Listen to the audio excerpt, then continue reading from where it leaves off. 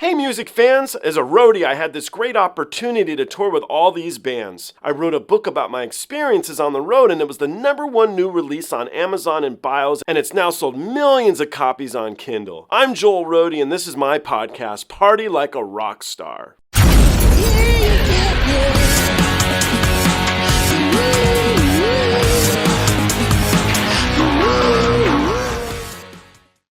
All right, why don't we jump over to Kazakhstan? Have we ever heard of a performer by the name of Dimash? Dimash? No, I haven't heard of Dimash. All right, let's jump into that. I think you'll dig it. This is my next series of road dogs and rock gods. This one features Dave Rodway. Dave Rodway is a buddy of mine. I know him actually from my local bar, my local pub. This guy's more enthusiastic about music. He loves music more than I think anyone I've ever met. And so I've been bugging him to come on the podcast just because it's so refreshing to see someone love music that much. He's a touring drummer, and he happens to be one of the very best drum teachers in Los Angeles. He's a good dude. I think you guys will like him. I also want to throw a shout out, a thank you, to the people here at Everybody Eat. You can read more about them at everybodyeating.com. But they made these chips that I've been eating myself here all week. They sent me a whole bunch of different ones to try. They're really, really good. What I like about them is that they're kind of fresh. They don't feel like they're made with garbage ingredients and stuff. And if you look at one of the packages, it kind of makes sense, you know, olive oil, lime juice, pumpkin seeds, nutritional yeast, gluten-free, baked. But they're tasty. I like them. Thank you guys so much. Go check them out at everybodyeating.com if you guys are interested in healthy cracker treat stuff.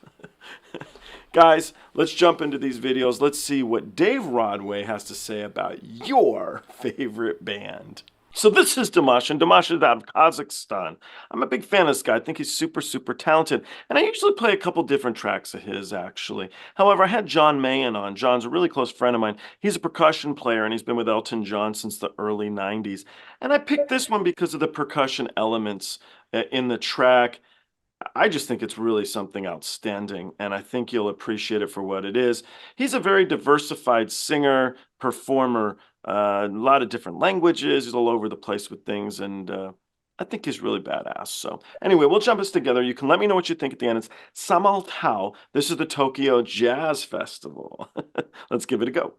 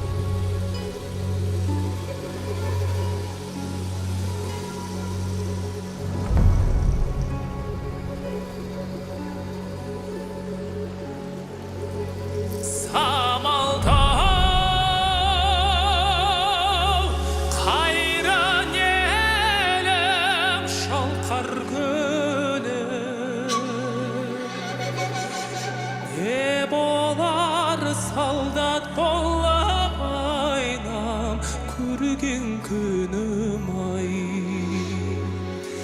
есіме қайта қайта түсе берді бір жуап күндік кезген айнам қайран елім ай ат емеспін жаяумын жаяудан да таяумын 15 күндей жүрген соң омбы жаққа таяумын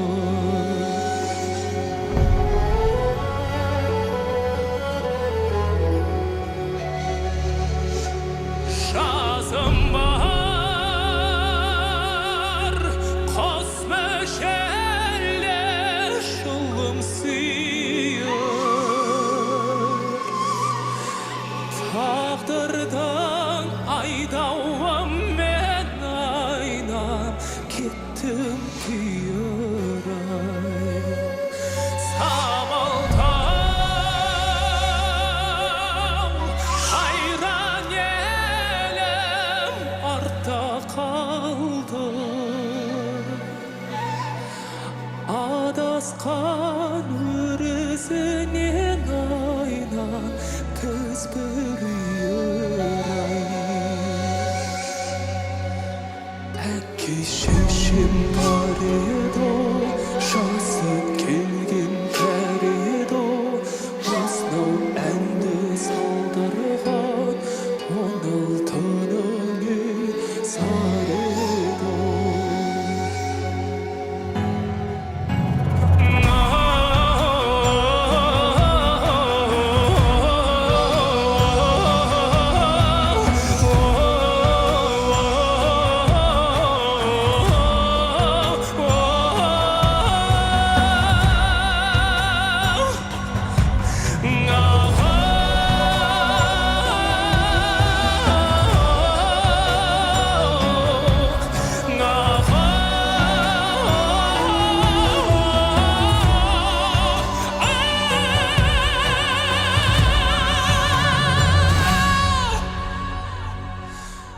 Samaltau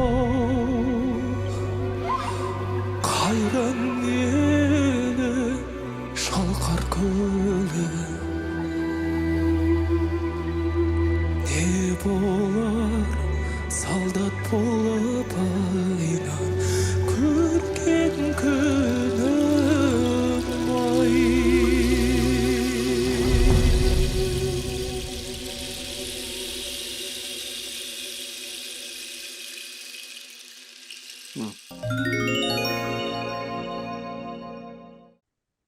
What do you think of Dimash? Wow, man, I got emotional. I was hearing the guy singing. I mean, it sounded like he did not look like he sounded like that.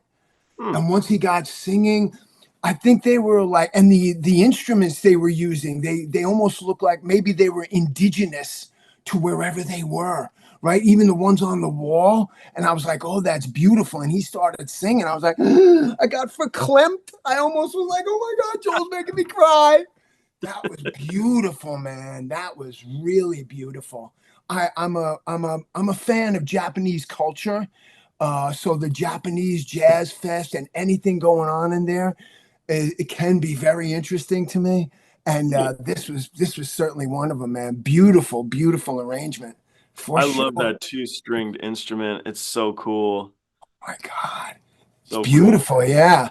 And then even the rain stick, it's harder to make it sound that perfect than people think, you know? Right, yeah. So it's not all in one thing, you know, to get it to rain like that. That's a skilled rain stick artist right there, man. Yeah. I dig it. I dig Dimash and I like it. No question for you then. Try to get to know you a little better for some of these guys. And a question for me too, maybe. So Dimash is a young man, and it makes me think, when was the first time you felt famous? Now, I'm telling you this, and The question was actually asked by a young lady. She was in 5th grade at the time, and she's the daughter of a good buddy of mine. And she said, with conviction, she said, you should ask every guest that question. When did you first feel famous? And so I ask you, when did you first feel famous, Dave? That's a great question. And can you imagine from a 5th grader? 5th grader, because it can go different directions. Your brain is definitely different in 5th grade, or his 20s. He's almost 30, I think, to us. Yeah. So, The over 30. Yeah, over 30. Yeah. Yeah, no, that's a great question, and I've had a couple of times in my life where, I was looking for those, maybe they were high points. You start off as a kid and you want to be in a band and you want to make it and you want to do all these things, and there's layers and layers, so you don't really see any growth or anything happening. But then that event comes along in your life where surely, if there was ever a time, this is it. And way back in 1994, I was playing with a band called Greg Swan and Beggar's Choice, and we were on Polygram Records, and we got to play on Star Search. Oh. Yeah. I'll send you the video, man. I'd love to check it out. My friend Joey Carbone was the musical director of Star Search. I'm telling you right now, that was, they Star Search flew us out to Florida, Epcot Center for 10 days. We had a condo for ourselves. We had a bus going in and out of town every 30 minutes. And we got to play one of our songs. And, they judged it. And I think we missed by a quarter of a point, or something like that. They didn't know what they were doing. Yeah, they didn't know. Look what they missed out on. But yeah, if I was gonna say that would have been it right there. And there's been other things that would indicate, oh no, that's real fame, or that's when you really feel famous. But that's the one that missed.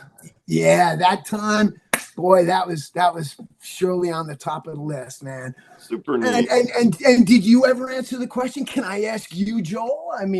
When was the first time I felt famous? I think someone did ask me that a while back. I don't remember my answer then, but I'll give you an answer now. Actually, this one's a little funny. It's different than that time. Sometimes you have to climb up into the truss. The truss are but the truss are the beams at a concert, the metal beams. And you have to climb up while the house is already packed. There's a lot of people there, right?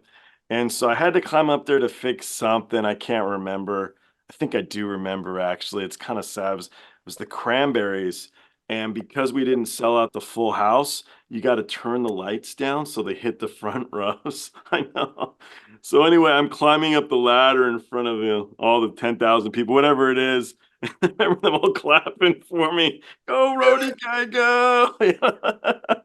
So there you go. There's a fun question. I really like the question because it should change daily. It's like buying that lottery ticket with no intention, well, maybe some intention to win, but it's to provoke thought of what you should be doing with your life, what you have done, what your accomplishments are, and they should make you feel good. And so circling back to Dimash, he's very talented and he's a young guy. And I wonder what his answer would be. I think it would be a humble answer, which most of the people have humble answers, and it's not like my first autograph. Sometimes it is, but oftentimes it's stuff that you wouldn't put your finger on, Right. Yeah. It's a great question. Yeah. It's a great question, and it's from a little 5th grade girl, so it's a wonderful thing. So anyway, you said, you started this. You said you like Japanese culture here. You just said it. So why don't we jump over to Japan, if that's okay with you then? Have we heard of a band called Baby Metal? Baby Metal. It escapes me if I have. All right, let's give it a go. You can let me know what you think.